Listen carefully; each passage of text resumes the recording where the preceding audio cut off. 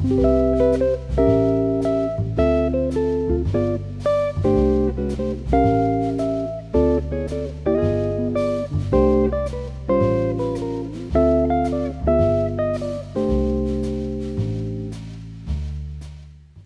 and welcome to this jazz guitar lesson. I'm Chris Whiteman and thanks for joining me.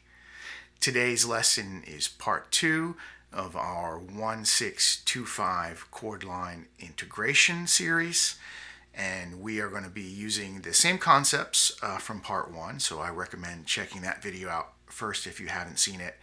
And we're just going to move those concepts up the register into a new area of activity on the neck. We're going to be looking mostly between the 5th and the 13th fret. So I've put together 5 examples for you. I'm going to play each one and then we're going to break it down and I'm going to share my thought process.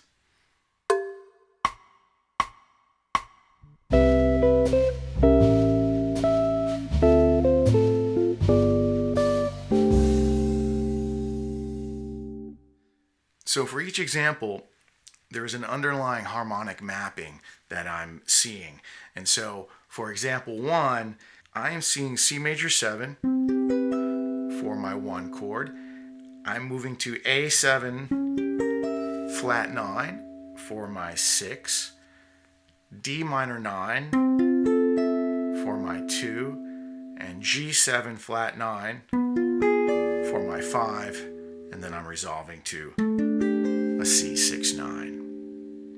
And so my lines are built around those voicings. So for the C major 7, I'm playing E, which is the 3rd, down to B, which is in the major 7, to the root.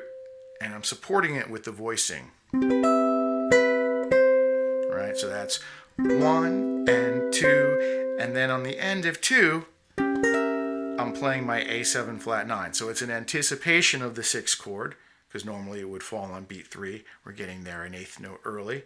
So 1 and 2 and. So for the A7, I don't have much of a line. It's actually, I have an E twice, right? So 1 and 2 and 3, 4. And then for my 2 chord, I'm playing D minor 9, and the melody goes E, C, A, F, which is your arpeggio, right? 9, flat 7, 5, flat 3rd, and I'm supporting it with the D minor voicing. Right, that's 1 and 2 and I move into my G7 flat 9 with a D on top, and I play that melody again, and I resolve to my C6-9. Right, and that measure sounds like this: 1 and 2 and 3, 4 and. Right, you put it all together.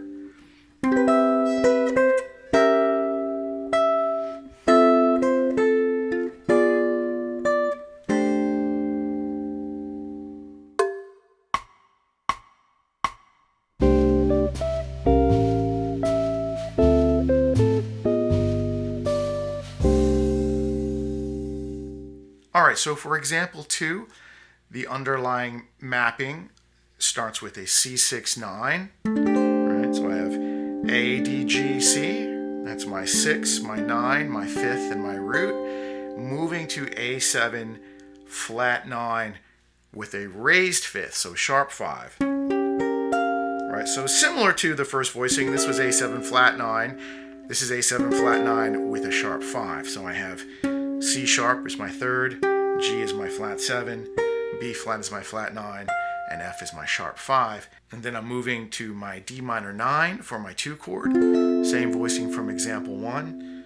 I have C is my flat 7, F is my minor 3rd, A is my 5th, and E is my 9th. And then I'm moving to G7 flat 9 sharp 5. Right, so I have B is my 3rd, F is my flat 7, A flat's my flat 9, D sharp is my sharp 5, and then I'm resolving to C6-9 where I started. Right, so that mapping looks like this. And then the line goes like this. So starting on C6-9, I'm walking up diatonically up the first 3 scale degrees, moving in to that A7 flat 9 sharp 5, moving the raised 5th down to the natural 5th, right? So 1 and 2 and 3, 4, and then moving into the D minor 9, 9 to the flat 7 to the 5th, so, and moving into my G7 sharp 5 flat 9, and then dropping that raised 5th down to the natural 5th and resolving to C6-9. And that whole sequence sounds like this.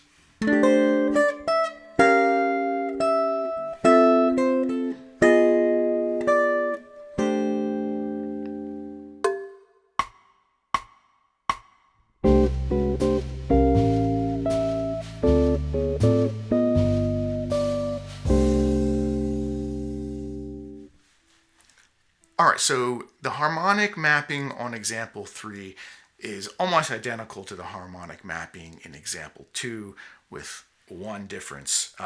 We're starting with the C6-9, moving up to the A7 flat 9 sharp 5, but for the 2 chord instead of D minor 9, which I used in the previous example, now I'm just using a straight D minor 7, and then that's followed by the G7 flat 9 sharp 5, resolving to the C6-9.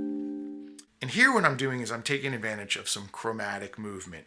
So the opening phrase starts like this, 1 and 2, right? So I'm just taking whatever voicing I'm using for the 1 chord and just moving it down a half step and back up. Now the melody is diatonic. Once I move here, it's no longer diatonic, but I'm just touching into it for a moment and coming back, so it's nothing I have to discuss with anyone, just creating a little bit of color. So 1 and 2, jumping up on the end of beat 2 to the A7 flat 9 sharp 5, and then I'm coming down to the natural 5th and moving into the D minor 7, and I'm going to do the same chromatic concept where I go down a half step, 1 and 2, and then on the end of 2, G7 flat 9 sharp 5, moving the melody down to the natural 5th and resolving to C6-9. And that sounds like this. 1 and 2 and 3, 4, 1 and 2 and 3, 4, 1.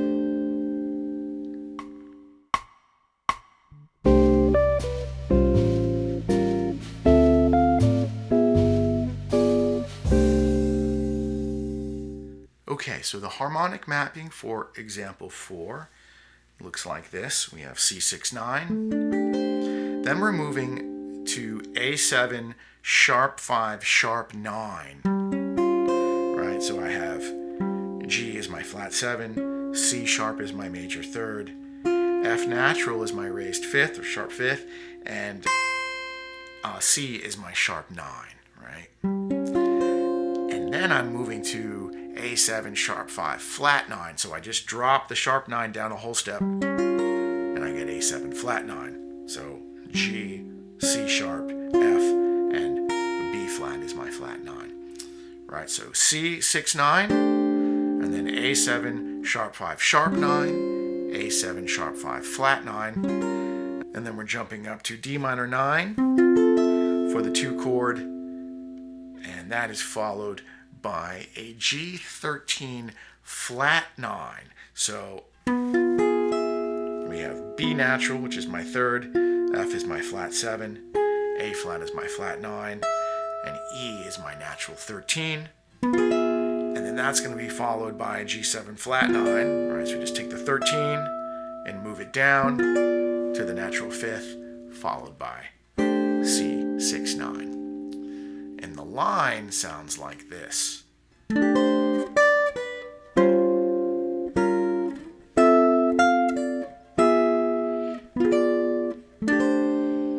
Right, so it starts off diatonic. The melody is C, D, B, right? So that's the root, the 2nd, the major 7th, moving into the sharp 9 of the A7 to the flat 9 of the A7 to the 9 on D minor 7. So we have 9 to the minor third, to the root, to the 13 on the G7, 13 flat 9, to the 5th on the G7 flat 9, resolving to C6 9.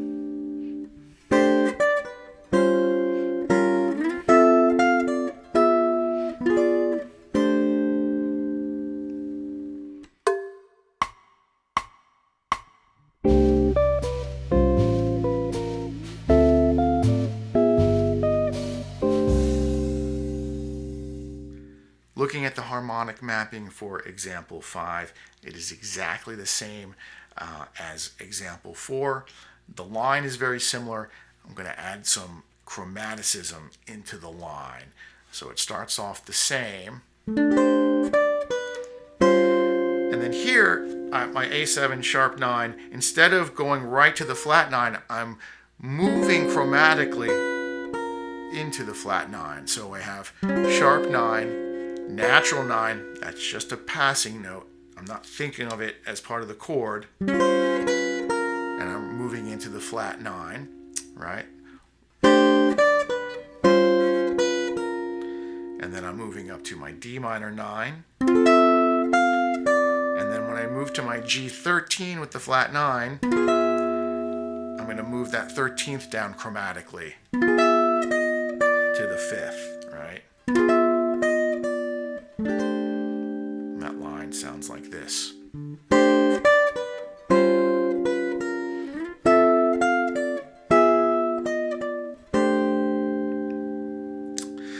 You know, in this idea of moving chromatically through the 9s, we can go in either direction. So here I move sharp 9 to flat 9. You could go the other way, right?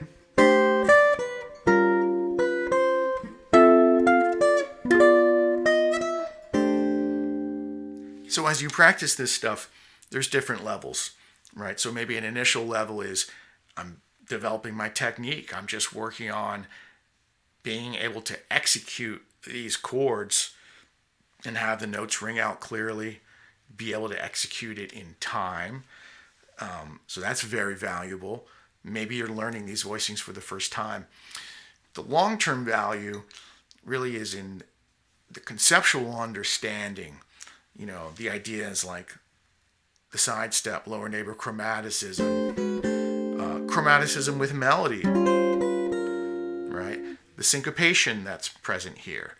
So from a larger educational perspective, I think it's helpful to think about these exercises as building blocks that you are gaining proficiency with through these exercises, but you then develop the capacity to manipulate them, rearrange them, find opportunities to use them in other contexts so that you are really building the capacity to make music.